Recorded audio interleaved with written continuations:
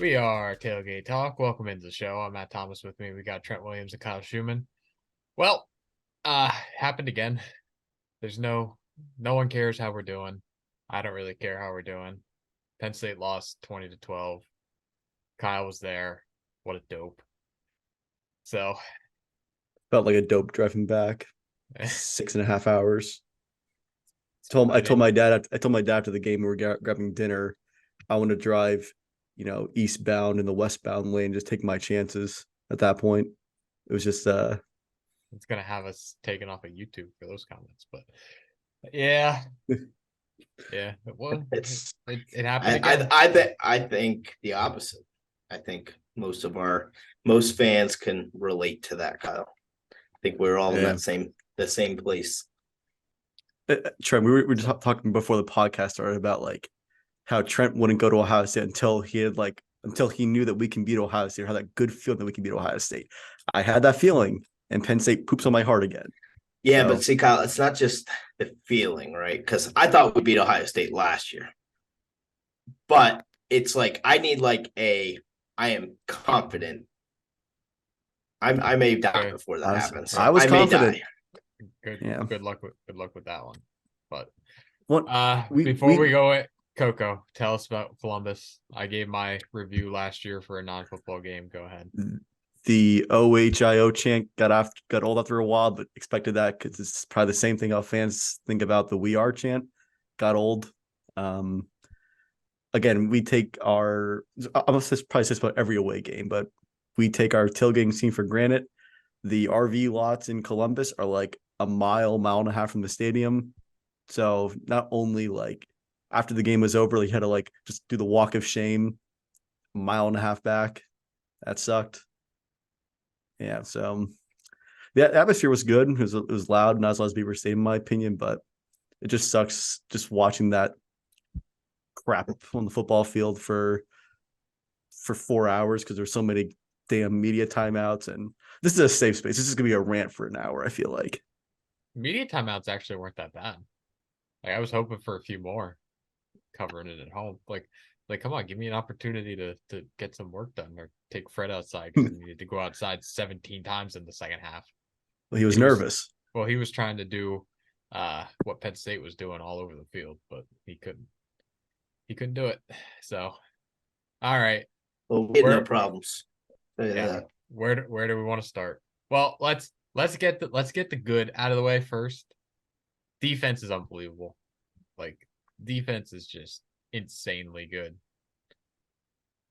I felt it from some of the national podcasts and football outlets. That was like the main takeaway was that was two of the top 5 defenses in the country slugging it out for 4 quarters, and one team had Marvin Harrison to bail them out when they needed it, and one team has a bunch of Jags out there. So it goes deeper than that. I on staying on the defensive side, I feel so bad for Kalen King. Like, because he didn't play bad, but he just had like 3 really bad plays, and 2 of them happened on the same drive. And but what could have been on the opposite end, Hardy, man, that dude came to play. I mean, he left it all on the field. He was incredible. It's just the defense was unreal, and it's just a shame that we couldn't get a thing going couldn't even give them a breather. We couldn't put any points on the board. It's the same. It was just disgusting. It's the same Penn State narrative. The offense can't stay on the field. The defense plays out of its mind, but it can't do it for 45 minutes of a 60-minute game. And that was, I know. But even more exaggerated now, right? I mean, we've had really good defenses in the past where the offense is like, I don't know if I've ever seen a game anymore one lopsided. This defense is more stellar than any defense, even in years past, that has put up strong performances.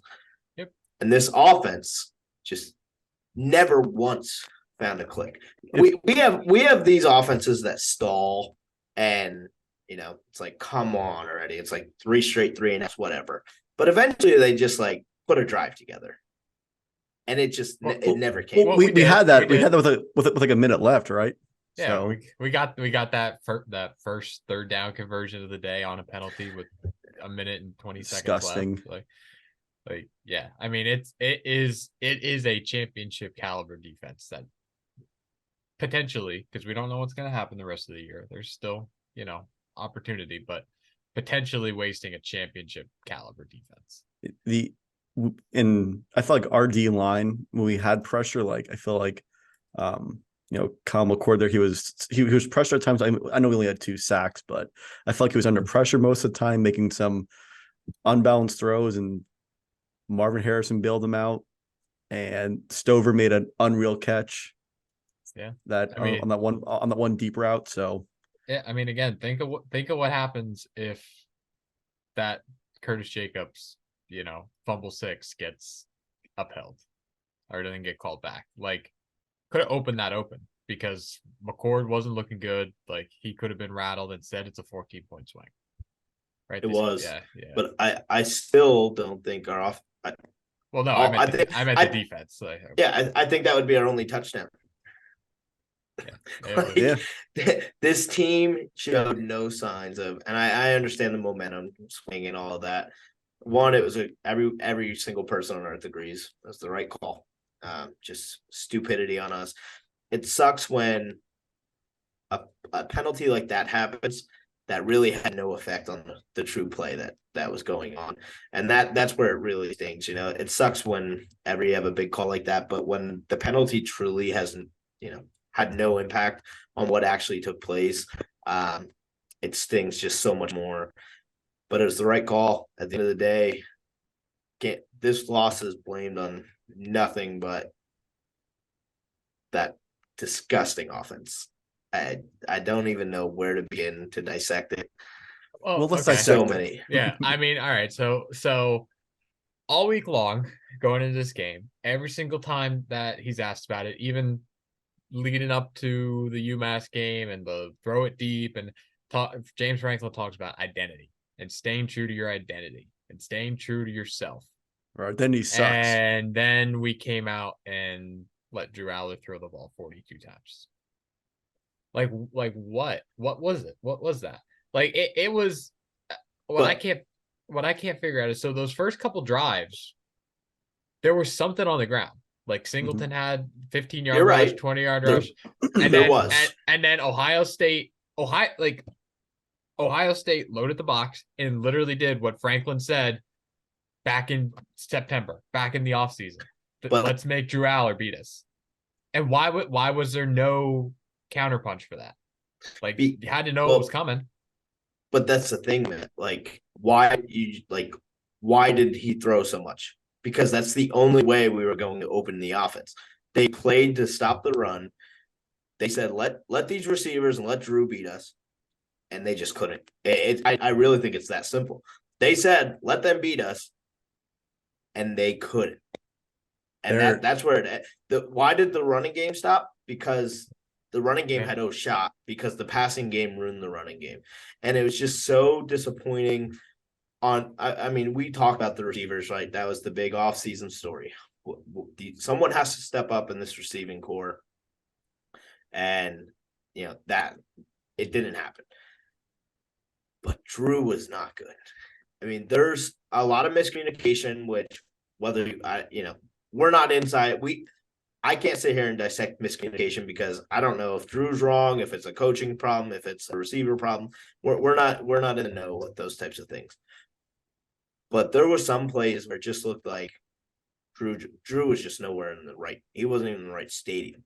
And it was just these flashbacks I started having to, it's like, I thought this was a quarterback to solve these issues. This was the quarterback that was supposed to bring us out into this new special realm, and he can make up for where we lack in some areas. And the stage was just too big. The lights were too bright. It just seems like ever since Franklin came here, we never had that complete O-line solid, QB solid, wide receiver solid that every other team or championship level team has. Everything's always missing. And this game, it was wide receivers couldn't create separation, and when they did, Drew missed them, or missed their miscommunication, or drop balls, or I mean, whatever. was there a moment where there was a wide receiver that created separation and Allar just missed him? I consider I well in this game separation at this point is like I think there was. I do think there was. I will say this. I mean, typical me, but I did not watch a single snap after that game, and I will not. I go on Twitter. Penn State next. I don't want to. Everyone's like breaking down what went wrong. That's not. I don't want to see it. I do not want to lay my eyes on that game again. Well, then we know that the insight that we're getting here is top notch. But like, I just don't understand. I just don't understand why there was nothing done to try to at least try to get receivers open in space. Like you hear it talked about all the time, like, oh, this guy is such an offensive genius. Like, I'm not talking about your situation, I'm just talking in general. Like, he can scheme people open, whatever. Like, would have been nice to try it. Like, there was no creativity. The only creativity we had was wide receiver passes that not a single one even got. We had about 7 of those, it seemed like. I know, but the only I'm certainly not trying to stick up for the coaches in a game like that because they don't deserve it. But when we got creative, everyone's like, what kind of play call is that? That's the dumbest play I've ever seen. And it's like, all right, when it's vanilla, we complain that we're not creative. We get creative, it doesn't work, and it's still the play calling fault. So at some point, it can't just be on the play calling. Players have to step up and make plays. Well, yeah, but it was like last year Ohio State was creative because you're breaking tendencies. You're going to the tee all season long, and then on third down, and then you come out in the tee and you shift everybody out and you get a third down conversion. Like that, that's what I'm talking about creative. I'm not talking about like a easy backyard football play. No, but I wasn't either. I'm not talking about like just trick plays or anything like that. But it's a lot easier to call plays when players are executing. It's a lot easier to add more schemes and things when players are executing. But when our receivers aren't catching the ball, when they're not running the right routes, or Drew's not throwing to the right route, I don't care what the play calling is. If players aren't going to execute, it's not going to make a difference.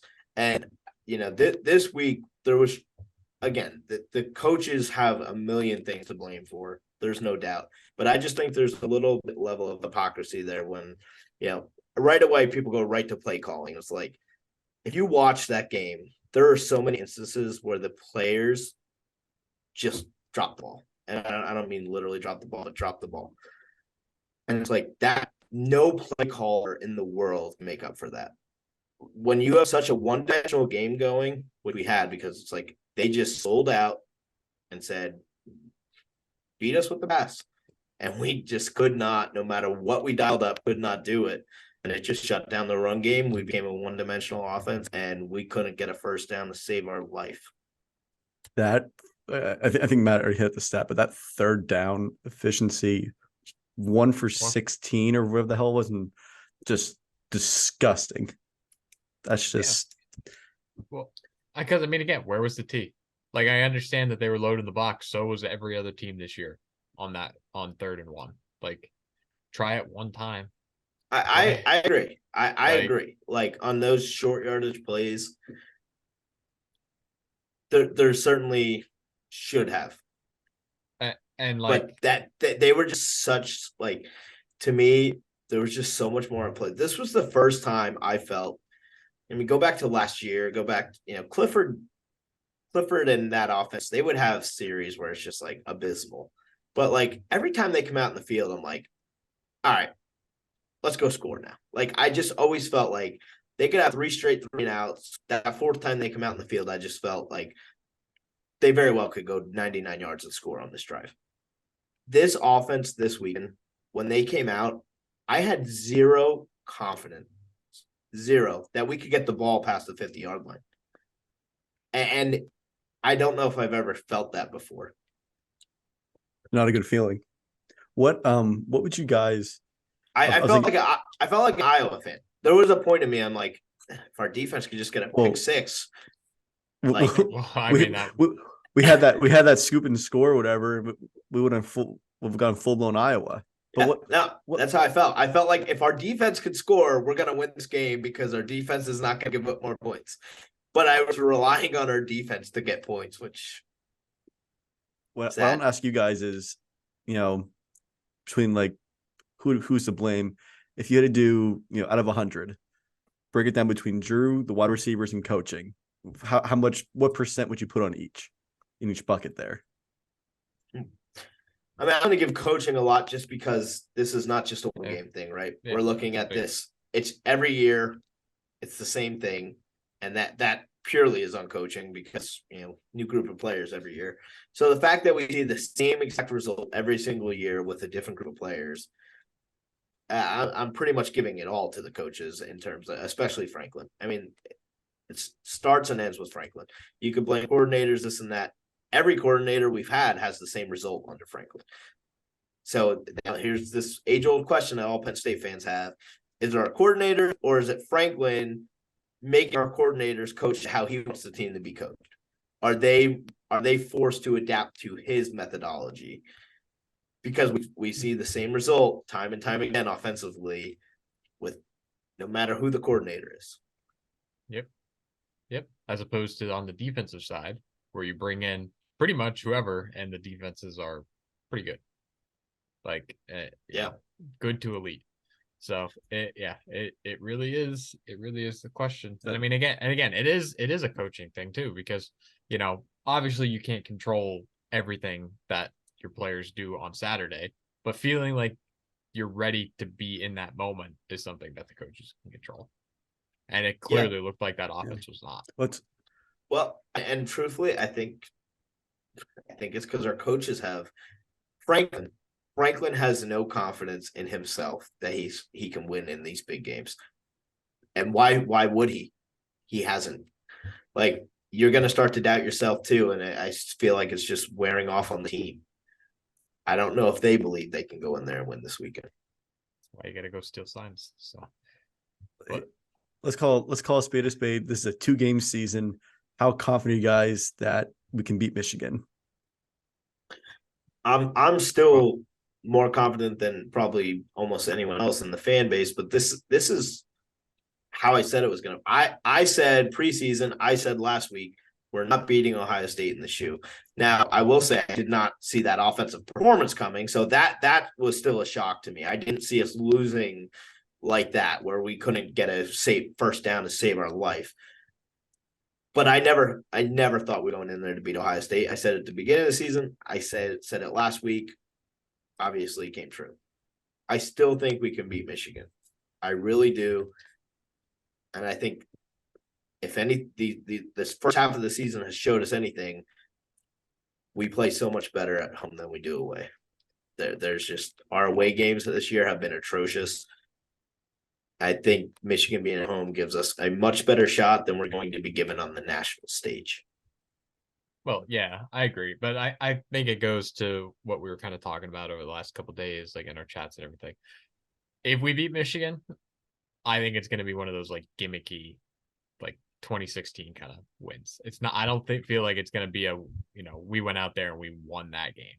I think it's going to be a Michigan loses the game, because like, why against a defense that is better than Ohio State's do I have any confidence that that offense is going to have any sort of success?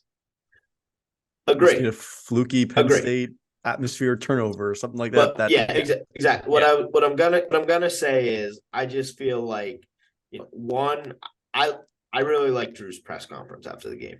I mean it. Oh, you like the kid cry? Good job, Trent. Yeah. No, not just the cry, but like what he said. Like I feel like they want this so badly, and it didn't happen. And I think they're going to be this offense is going to be written off the rest of the year, and they should be. I mean, they should be. But I think that added fuel. I could see them surprising Michigan. But what I'm really going to say is I don't think we need a lot of points to beat Michigan either. This defense is insanely good. Michigan's offense is not insanely, the greatest thing in the world. They're really good offense. They don't have any single player like Marvin Harrison Jr. Like, he is exceptional. He's above a great player. No, but they do have I think Connor that Stallions. I think they're O-line is much better than Ohio State's. Like, much better. I don't think that's where we lost the game, though, Kyle. I don't think we lost the game at the line of scrimmage. No. I'm saying that. I'm saying like our line of scrimmage. I'm saying our defensive line played so well, but I think that's because Ohio State has a offensive line. But I mean, our defensive line, I think, is fine. I'm not worried about the defensive side of the ball at all, even against Michigan. And I don't think our offensive line did nearly as bad as a lot of people were blaming them this weekend. Because, again, as a lineman, the hardest thing in the world is to block when you're so one-dimensional. When the defense knows you're passing the ball and they send like 8 guys at you because like, and they'll drop the rest. Yeah, send everyone. They blitz so much because it's like, well, man coverage is fine. Man coverage is fine. We're not going to complete a pass anyway, so we don't even need to cover the receivers. Like, it makes the offensive line's job so much harder when you become a one-dimensional football team. And I thought, our offensive line kept a pretty clean pocket up until we became one-dimensional, which was pretty quick. I don't think the battle of the trenches was lost, which a lot of times that's where the game is lost. Not this. I don't think that was the case this week. I'm just ready to go 11-2 and go to the Orange Bowl. This is what it is against Louisville. Or whoever, somebody. Can't wait. But I'll be interested to see. We'll get into it in a few minutes here. Like, this week tells us absolutely nothing. Like, because let's be honest, Indiana sucks. We're gonna come out and win probably by 30 points. We'll start slow in the first quarter. I kind of semi-hope that happens just because I think it would be funny. Like, I was at the point at the end of I was at the point at the end of the game on Saturday where I was laughing because it was like that. If that doesn't tell you how difficult it's been to be a Penn State fan, that you have to just laugh at it. But like, next week, if this offense goes on the road and struggles at Maryland early or at all in general, it's just gonna be like, oh God, here we go. But the kind of last thing I wanted to say. Nick Singleton and Katron Allen, 3 combined touches in the fourth quarter. Like, I don't care what Ohio State's doing. That's a fireable offense. That is bad. If I'm both of them, why stay? If these are 2 great players, why stay?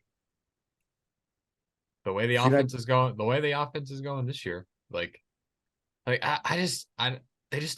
don't look the same. And I don't know if it's something with them, but like, I don't know. No, it's bad. Yeah, it is really, really bad. This is my public announcement to all wide receivers that are considering transferring from their respective D1 programs. Give Penn State a look. We'll take anybody at this point. Why would you want to go? Why would you want to go to Penn State? Try and be the number one guy. Like, it's literally like the recruiting pitch of the terrible team. Like, you could be the one to turn it around. Like, there's no proven, and it goes back to the bigger picture. Like, Marvin Harrison Jr. shouldn't be playing for Ohio State. He should be playing for Penn State. Julian Fleming shouldn't be playing for Ohio State. He should be playing for Penn State. Like, Marvin Harrison would be a Pro Bowler right now on Sundays. He's that good. With some of the Maserati, but against King, the separation he was making on a 8-yard slant route is just crazy. And such an easy throw for a quarterback. He didn't even need the separation. Like, it just got to the point where it was like, chuck it, Marvin's down there somewhere, and he just made the catch. But yeah, like, do you think this, and this is when know you're good when one player can make that much of a difference? If he's on our team last week, and I think we win. Oh yeah, and I think it's not even close. So it's like, and that was going to be my only counter to Kyle, Matt, when you were like, why would you?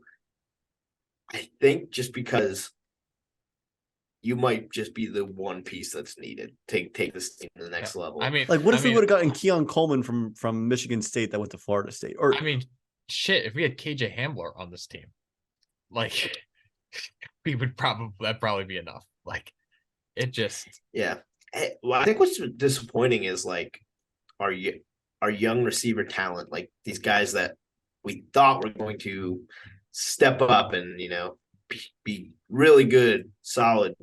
They're just not existent. Well, I mean, it's across the board. Like Keandre Lambert-Smith. Like, I love Keandre. Like, he's honestly, like, he's one of the coolest guys on the team that like I've had the chance to talk to. But where is it?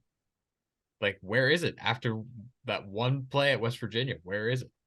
I really thought after earlier in the season, I thought Caden Saunders was going to be more involved in the offense, and he wasn't really rotated in it all that much until late in the game. But I mean, he might be now. Like, what do you got to lose at this point? Yeah, I agree, but that's what's so disappointing to me is these are guys that I thought were going to have impacts, and they've shown no signs of development. Well, they have, and we're not playing them, which is an even bigger problem. Yeah. So I don't know. All right. I don't know what the answer is. In typical fashion, we'll probably it's not fun. Well, probably come out and beat Indiana. I'm sure we will, but and it's like this sucks. But yeah, I know that's all it'll take though. One win, we beat Indiana. I'll be like, all right, we're back. I don't think so. We should probably touch on Chop Robinson too. Like that's gonna suck. If he's not back by Michigan, that's gonna be a little dicey. That dude didn't know where he was. No. That was scary when he went down like that. No, I'm like Trent. I didn't watch a replay of the game, so I didn't see like I knew he was holding his head and stuff. I didn't see like what actually happened for it, like during the play. Or do you think it was actually targeting Trent? Like I don't. I mean, I don't know. Let's put it this way: to get a targeting against a non-offensive player almost feels impossible. Yeah. Like I understand by definition, but when are you ever going to see targeting? Yeah. Well, it's like when they slowed it down on the replay, it's like, oh, well, yeah, he hit him in the head. But like when you're considering full speed, you're going to block, like you're going to brace in for that impact. I think it was just like that natural kind of thing. But yeah. So, I mean, the update from Franklin today is that there is no update, which is in the backwards world a good thing because we can't talk about injuries. But yeah, so we'll see. I don't expect him to play this weekend. I don't expect him to play next weekend. We'll see what happens against. Were there any other big injuries after the game? Amin Vanover left the game. Haven't really heard anything. Nobody asked anything about injuries in the post, the post game. Everyone was just asking, as you can imagine, a ton of questions about losing your 7th straight game to Ohio State. But yeah, I mean, there really weren't that many other injuries. So, but Trent, I think now's a good time to do our playoff predictions. Yeah, let's do it. I'm probably hopping down to about I was at 25. I still think we're going to beat Michigan, but now we have to beat Michigan. We're dependent on a tiebreaker, which we're not leading right now. I'm less confident about me beating Michigan than I was before the Ohio State game. 10%.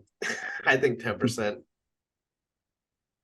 I was going to say 20, like just because all it really takes is beating Michigan. Now my thing is before I thought if we just beat Michigan, that's 20, 25, whatever.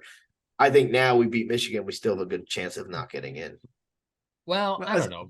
As a one loss, I think we still get in with our only loss being to Ohio State. We were competitive for 3.5 quarters. Yeah, it's just the way take into consideration the way everything else is shaken out, whether it be the tiebreaker scenario for us, whether it be the rest of the college football world. It's but that's the thing. Like we still have 5 or 6 weeks of college football to play. Like it's gonna get crazy. Like it's already started a little bit. Like Quinn Ewers is out for who knows how long. Like it just takes that kind of stuff. Yeah. Nothing has gone our way. Well, it's gonna start to this point. Michigan. I'm at 8%. It is gonna take a Hail Mary to get us in the playoff. And did you guys see that Iowa result against Minnesota? Yeah, I saw it. That really I watched F us. I watched 0 snaps of any game besides Penn State. Did not watch the snap afterwards.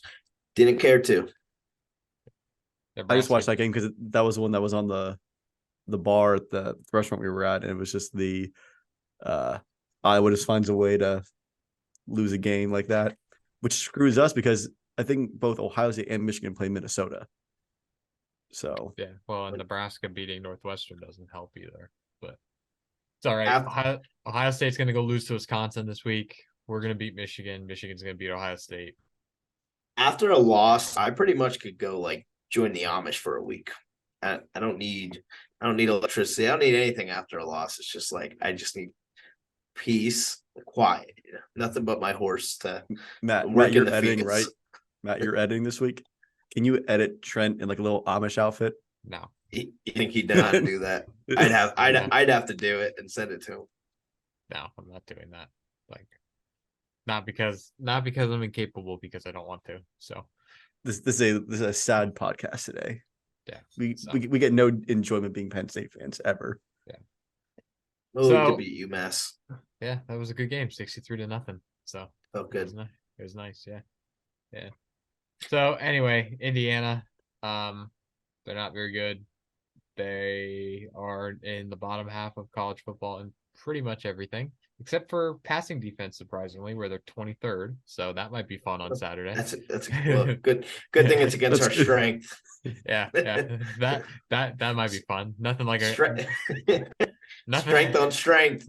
nothing like a couple of 3 and outs early on with some incomplete passes to Let's be honest. Ohio State gave the blueprint of just put 7-8 people in the box and be like, okay, go make a play. One of you wide receivers that probably no one in college football can name. So I'm gonna say it but because I was thinking it last weekend. Can we just like have Drew throw an interception this game? Just get it out of the way. Like, I just feel like he just needs to throw an interception, get it out of the way against a team like Indiana, and get it behind him so he can just be a little more aggressive. And let's change it. Let's do it at Maryland. That way he gets the pressure of it being on the road and all that kind of stuff. I think I don't know. Something does he have gotta any change. fumbles or he has no turnovers, No, right? I don't. I mean, did they rule anything a fumble on him? Let me just check. But as of going into last week, he had not turned the ball over at all in college. I still Yeah, don't think he probably would have. Yeah, no, I don't. I can't think of anything that I'm the only reason I'm second guessing is because I just went past the strip sack that they called back, so that was fun. I was listening to something and they talked about a strip sack fumble to end the game, and I don't remember that happening. So, no, I don't think he does. So no, he has no turnovers at all in college. He fumbled once against Northwestern and recovered it. So, yeah. The current longest active passing streak without turning the ball over. If that makes you feel better. does. Cool. So 30 what do you need to see? Our 30-point streak ended. Yeah, it's funny. It's funny So because did our 10-point streak. it's and our 14-point margin of victory game. Let me see, because they Yeah. always have the when they send out the I'm game not having preview, fun. I'm just When they not send having out- fun. when they send out the game preview, they always had those two things up at the top by the numbers. I wanted to see what they have this week. Penn State is not allowed a first drive touchdown in the last 21 drives. Penn State has recorded at least 5 tackles for loss in 16 straight games. Talk about propaganda. Oh, here's one. Since the start of 2022, Penn State has forced 40 takeaways. It's just there's been a Penn State Nittany Lion in every Super Bowl except for 5. Since So they don't have James Franklin's record against Ohio State on the top by the numbers. no. Ah. Sure. That would have been a good place to start. They do against Well, top like 10 at least teams. It's like at it's least like when North Korea with their propaganda. They just put all the good stats up there. Like, look at these. at least when the Big Ten expands next year, at least we're playing Michigan and Ohio State every other year, so you have to play them the same year. Yeah, so that means the streak's just going to go even longer. So instead of talking about when we beat Ohio, instead of when we beat Ohio State 7 years ago, it's going to be when we beat Ohio State 25 years ago. Yeah, it's gonna be a lot of fun. I was there. Yeah. Well, you were also there this weekend. How'd that go? It sucked.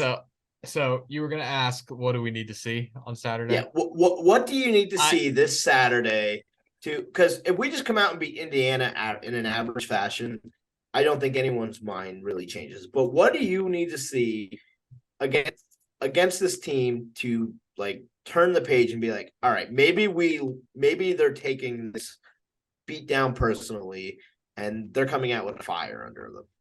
What like I mean, they'd have. I don't know if it's possible. They'd have to win like 70-0.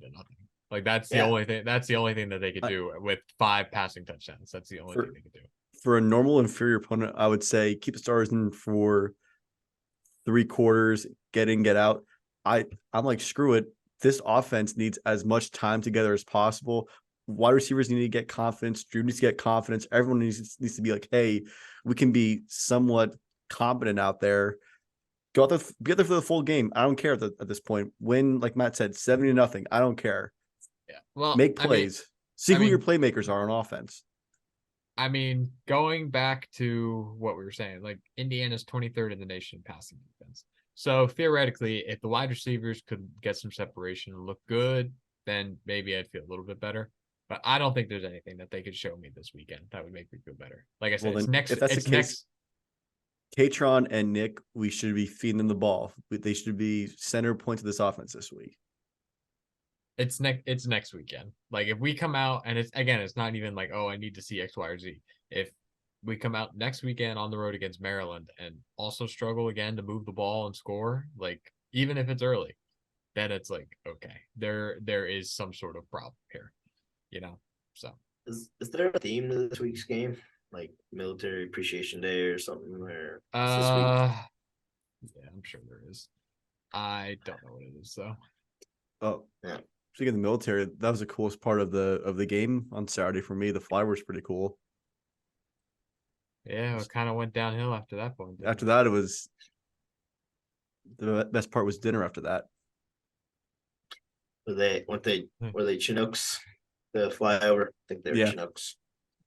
Did they have? Kyle, who made you a defense aviation specialist? You could have told me they were F-18s. They'd be like, yeah, sure. Sounds good. Did the new stealth B-2 bomber? Did they have the I think I'm asking you, like you would have probably done it. Did they still have the refillable soda things there? I didn't get a drink there. I didn't do any. I just sat in my seat. That's like the one thing that honestly, like Penn State needs to do and change. Like the drinks are like the soft drinks are like $15, but they're refillable, so you don't have to spend. I like how their $30. stadium is steps and not ramps. Get you to your seat quicker. It's still it's the most poorly designed stadium I've ever seen. Like that's saying a lot from a Penn State fan.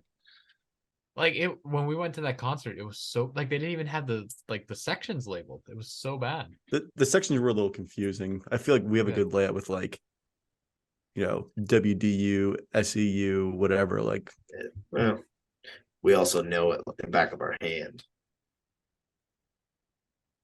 So, Coco, do you want to do gambling while we get this going? Yeah, sure. We're favored by 32 points this week against Indiana, and the over/under is 46.5. What do you guys think for that, Trent? What do you think about that? I'm not sure if we'll get 32 yards right now. Wow. I'm going to take, I don't know. I lost a lot of confidence in this offense.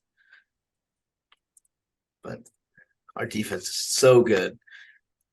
I'm going to take Indiana to cover. I'm taking Indiana to cover. And what's your over/under for that? It's 46.5. I'm gonna take the under. Matt, I'm gonna take Penn State to cover, and I'm gonna take the under. And it is Military Appreciation Day. 32 points is a lot. Yeah. Thank I'll you.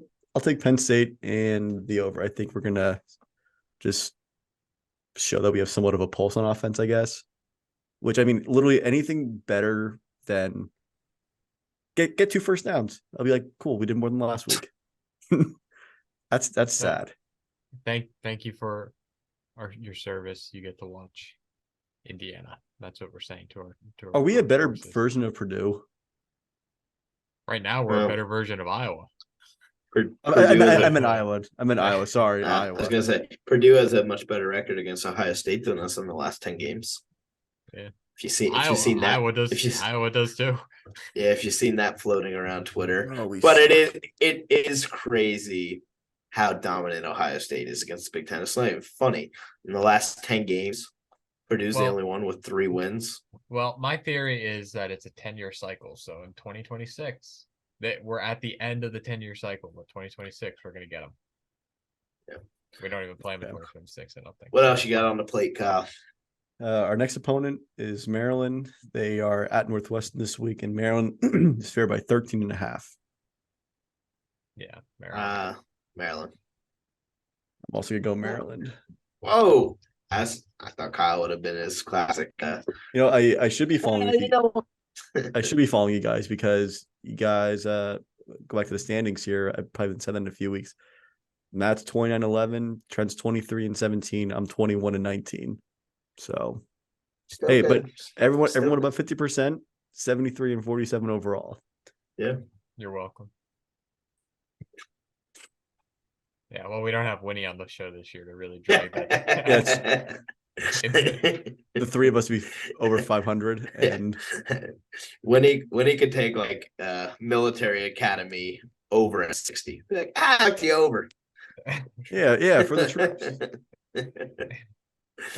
Over under here, Oklahoma, Kansas, 65.5. I think a game's at Kansas this week. 65.5. Yeah, 65.5. Wow. I'm gonna go under. That's a lot of points, and Oklahoma's defense is much improved from last year. Yeah, I'm going with the under too. Do I right now? I'm gonna go over. Maybe we could train on that one. Can't do both games. And little Coco Sportsbook action here. Drew Allar over under 250 passing yards. Under. I think we're all. I'm gonna go over in attempts, under in yardage. Kyle's like, no, I really no. I'm just gonna ignore that. I'm also going under because I didn't realize that Indiana had a top 20 passing offense or defense, or 25, whatever the hell they were ranked. So what we're figuring out is that the Coco Sports line is not very well researched. That one's not well researched. Well, maybe I get proved wrong. I don't know. Maybe I hope he's right on the money. If we're right on the money, that'd be like, that was a good miss. Right. Last call. Yeah, do it. So, all right. Who wants to go first? Want me to go first? Yeah, I'll go first. All right. Go okay. First. Go all right. Well, it's not looking good for Michigan. Each day, more and more comes out with this blatant cheating. Question is, do you think this actually impacts the Penn State Michigan game this year in a positive? Like, do you really think that it's going to benefit us a lot more that they can't continue this cheating? Or do you feel like it doesn't matter? Because I feel like I don't think it really impacts the game this year. I don't think it impacts the game this year just because like we still there's still so much about it we don't know. Like, yeah, the report came out yesterday that Stallions was gonna go to the Penn State Ohio State game on Saturday, but like they didn't say it's 30 games over the last 3 years. They didn't say what those 30 games were. Like has he already seen Penn State? Now Franklin came out today and said, yeah, well, we changed dollar signs on the bye week and like we do that stuff constantly. Like, so I I don't know. Like I don't think this year it's gonna have that much of an impact long term though. I think because because our offense is that bad, it wouldn't impact. I can go out there and give the guy the signs, or I don't know. Our offense sucks enough. We don't need to do. It wouldn't impact it at all. Yeah. But it is awfully suspicious that like they turned it around. They cheated. Harbaugh went from being fired to like turning it around to this powerhouse Big Ten team. Let's be honest. We probably do the same damn thing, but we probably have someone buy tickets in some other person's name. They got caught. Yeah. What's crazy is the fact that like not only did they get caught, but they're like when it's alleged to have started to their record, but then like you look at the games they got smoked, games that they couldn't really scout. Yeah, like a game you can't scout that you don't know who you're gonna play. They're like 1-6 in their last 6 bowl games. Like these games against teams that you have no clue who you're gonna play until it's announced. When they lost to TCU last year in the playoff, and also in Georgia the year before. Yeah, did you see the thing on Twitter today with the one kid that has on LinkedIn that he's like an recruiting intern or whatever, and then the Venmo to this guy for just his GA, and it's literally the day before the Georgia Ohio State game last year. Like, and again, it makes perfect sense. One, you could scout your opponents because you know you're going to play one of those two. Two, you would have already scouted Ohio State and their signs, so you just really need to scout Georgia's signs. It's like just plus crazy. That video that came out today, like on Tuesday. I know. It's just like so funny. Well, my question rolls into Trent's question a little bit. From all this crap, what should be Michigan's penalty? It's not really been. There's no established. There's no precedent. So it's the same. Like it doesn't matter. Like, oh, you're gonna take the wins away. Like everyone watch them happen. Like that's dumb. I hate taking wins away. It's like no one cares. Everyone knows the games happened and played. You can never take them away. I do think there has to be some significant penalty, though. I mean, this is like true competitive advantage cheating. Yeah. This is not like a little recruiting violation where it's like, oh, it's hard to pinpoint how that may have affected, buying a cheeseburger for a recruit. This is like competitive advantage over a team, blatant cheating. There has to be some significant penalty. So what would you make the penalty, Trent? You're the NCAA commissioner. You're the president. You make the choices. Well, it depends. Harbaugh's knowledge, which of course he's saying, I had no clue this was happening, which sounds crazy, but it does. But you got to prove it. So I guess it depends, Kyle, on what they can prove is blatant cheating versus just like maybe it's not as bad as it looks on the surface. So I think it depends, but it has to be certainly suspensions for coaches, and I do think it has to impact the play, whether it be some scholarship reduction, something to that effect. It has to be something severe enough that it has an impact. I wouldn't penalize, like the one thing that we learned from like our allegations I've had years ago. I don't want to impact current players that they probably had no idea this was going on. So I wouldn't want to see the current players get impacted, but like future recruits, okay, sure, whatever. And that's why I think like scholarship reduction. As much as I hate Michigan, I don't want to see a bowl ban or postseason ban because like I know you have to a point though, because it's like otherwise the coach is just gonna like Harbaugh's gonna leave if this is the case.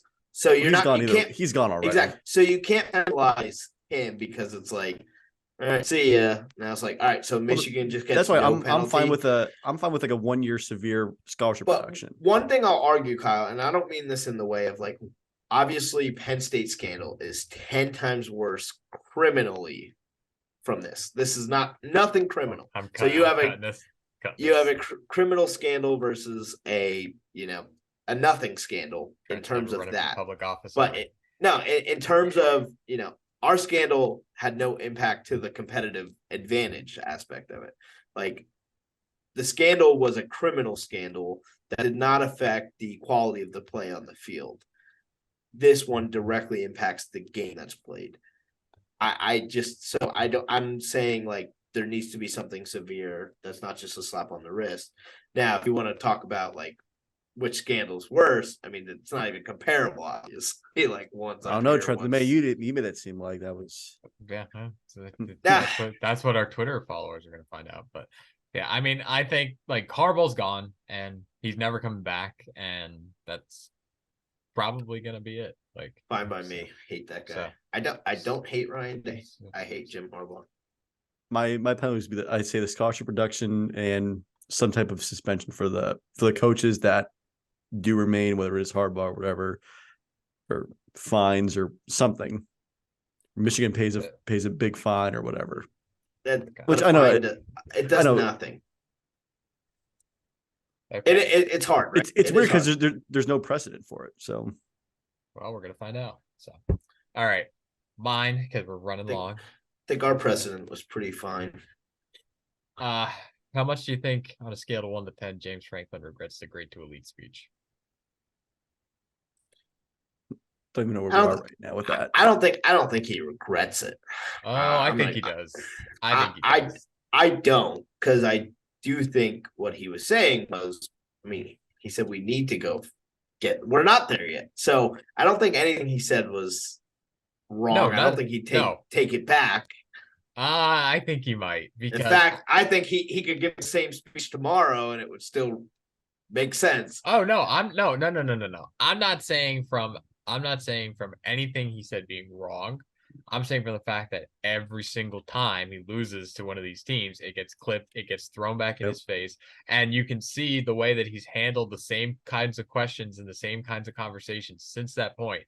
I think he's learned that he made a mistake there. Like I would hope he doesn't regret it. I'd be more concerned if he regrets it. I double down on it because it's the truth. And it's on him. It's not on, like, at this point, it is on him. There's no more. Franklin can no longer cry. Commitment. I agree with both of you. Like, I agree with both of you.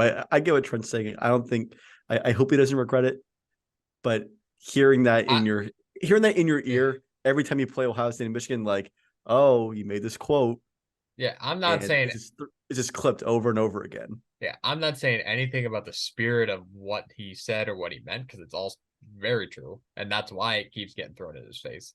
I'm saying the fact that you come out after a game like that and you make that speech, that stump speech. But anyway, so that was painful. We won't have to do it next week with Indiana, hopefully. That was a good safe. Oh, if we got to do it for Indiana, I'm probably quitting the podcast. And we end the podcast forever if we lose to Indiana. Yeah. So if we lose to Indiana, it was a fun ride. It was real. It was fun. It was real fun.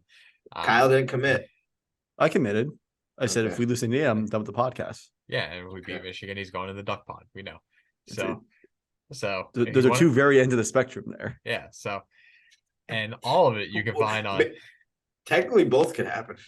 Yeah, honestly. And we'll have to restart the podcast just for that. So, but you can find it all on Basic Blue. Well, you can't find it on Basic Blues Nation. You can find it on Tailgate Talk. You can find it on PSU Tailgate Talk. I hope our listeners enjoyed our safe space talk tonight. Like, subscribe. Everyone's probably over Ohio State, so none of this is going to get any views. But until next time, we are Tailgate Talk.